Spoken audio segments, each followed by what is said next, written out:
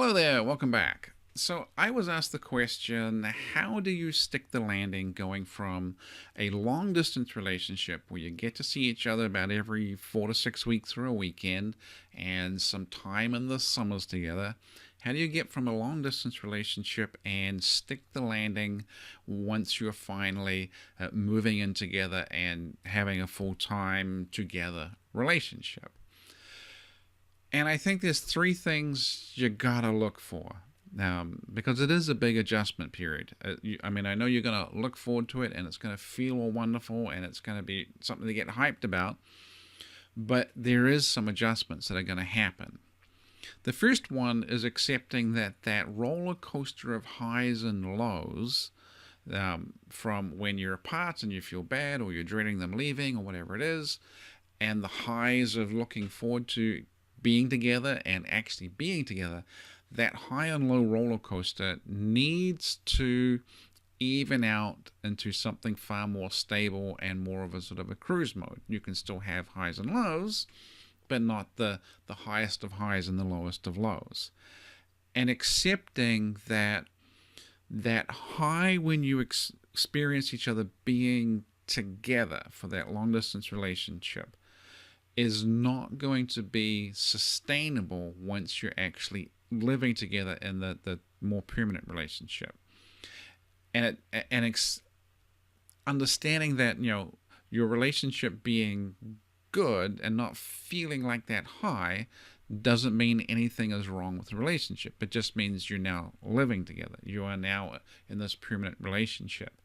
So that's just something to look forward to. It's being together is not going to be like the same level of high of getting together after a long time apart. The other thing I think you need to watch for is alone time.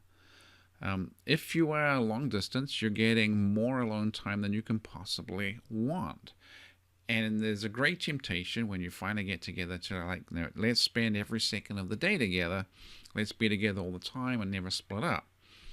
And that's fine for a few weeks or a month or two or whatever. But at some point, one or both of you are going to want time by yourself, doing your own thing, and not wanting to spend every second of the day with each other.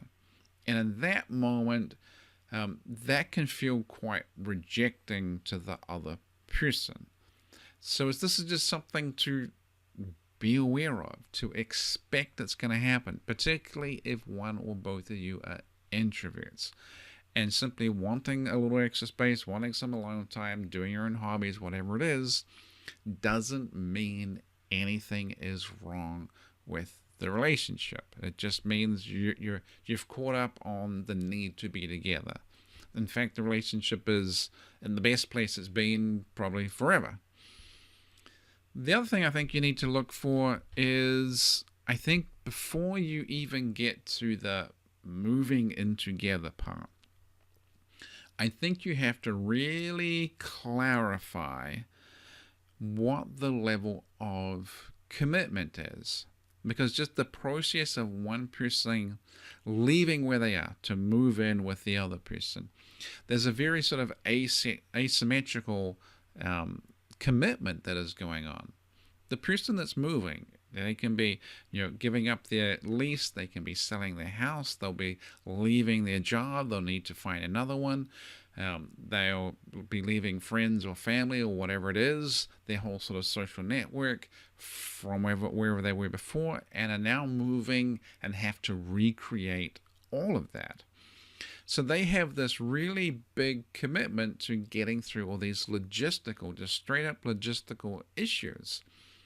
So the person that is moving in is making a big commitment just by default because they have all this stuff to do. Whereas the person that's staying wherever they are and just letting this other person move in is actually sort of by default making a relatively low commitment.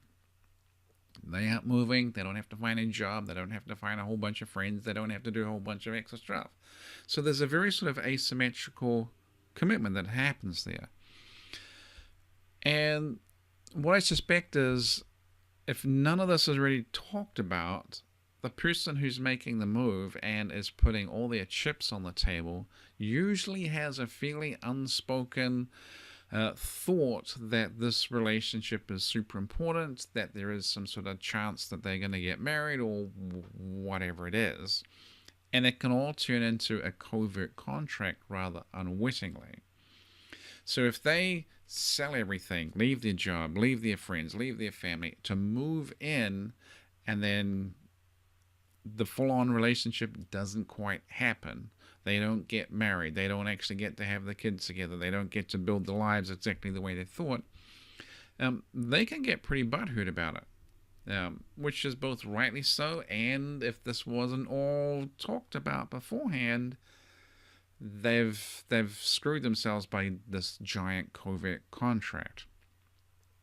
Meanwhile, the person who has let them move in is now faced with a situation where they might be in a little bit deeper than they thought they were going to get, because now this person has done all this stuff and, sold their house, gave up their lease, new job, all this sort of stuff.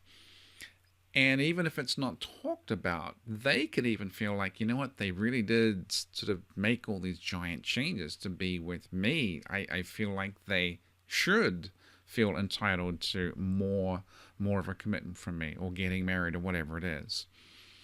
So it's something I think you really need to talk about when you are moving in. Like, if you haven't had the relationship talk about what all this means, what we are actually committing to, there's just a risk that it blows up on you at some point. And then, because you've made all these logistical choices that are big, you can't necessarily just back out of the relationship smoothly and easily. You may have the situation where they're stuck where they are, and neither one of you, or one of you, doesn't want the relationship anymore.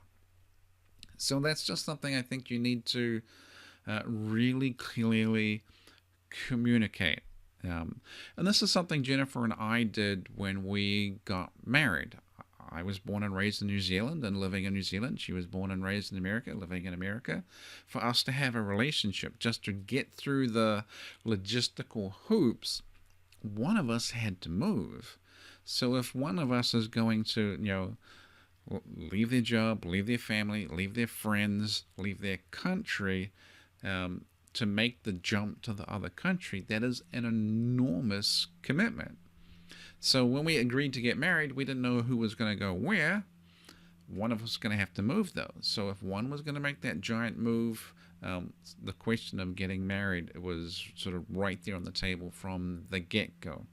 So I think you have to match the discussions about how committed the relationship is on a formal sort of basis. You have to match that to all the logistical commitments that are going along with it. So that was a little bit longer than I expected. That's the thought for today, and I will talk to you soon.